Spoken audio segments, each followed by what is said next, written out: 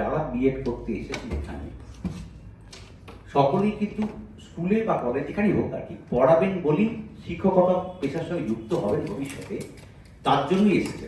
অন্য কোনো চাকরি করতে গেলে বিএড লাগে না, বাট শিক্ষকতার সঙ্গে যদি যুক্ত হতে চান তারা কিন্তু বিএড ম্যান্ডেটরি, তারা বিএড লাগে, একটা ট্রেনিং লাগে।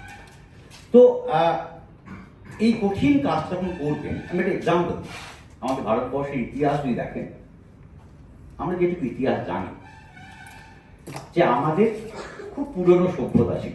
আপনার মেহেরগড় সভ্যতার নাম শুনেছেন। তারপরে একটা খুব প্রাচীন সভ্যতা, খুব ফ্লারিশ করেছিল সভ্যতা, সেই সভ্যতার নাম ছিল সিন্ধু সভ্যতা, এবং প্রায় 5000 বছর তারা রাজত্ব করেছিল। এবং সিন্ধু সভ্যতা ধ্বংস হয়ে যায় আজ থেকে 1600 খ্রিস্টপূর্বাব্দ আগে, ঠিক আছে? আজ থেকে প্রায় 2000 + 1600 মানে 3600-3700 বছর আগে। তারপরেই যে সভ্যতা তৈরি হয়েছে সেটা হলো আর্য সভ্যতা। অনেক সময় বৈদিক সভ্যতা বলা হয়, কারণ বেদের রচনাকাল ওই সময়টাতেই।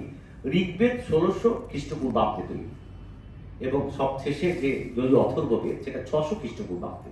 তাহলে 1600-600 খ্রিস্টপূর্বাব্দ, এই যে হাজার ব্যাপী বছর ধরে বেদ রচনা হয়েছিল, এই সময় আর্যরাই ছিলেন। এবং আর্যরা কি করেছিলেন সেটা মাঝখানে বলবো, এখন যেটা বলার, আর্যরা এসেই যেটা করলেন, একটা বর্ণভেদ প্রথা তৈরি করলেন।